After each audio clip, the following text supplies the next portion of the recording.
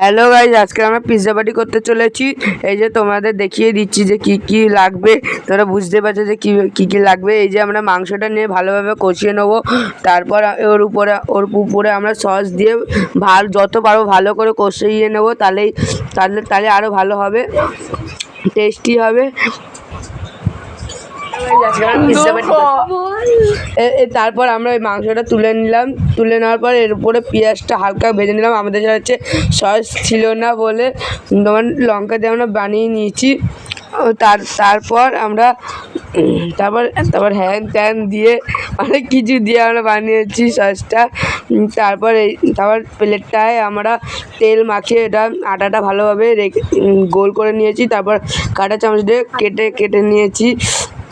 তারপরে আমরা সসটা ভালোভাবে লাগিয়ে নিলাম। তারপর ওর মধ্যে পেঁয়াজ টমেটো দিয়ে তারপর মাংস দিলাম। মাংস দিয়ে তারপরে আমরা এই যে চিজটা ঘষে দিয়ে দিলাম চারিদিকে। দেখতে পাচ্ছ তোমরা কত সুন্দর লাগছে দেখতে। তারপর আমরা খেয়ে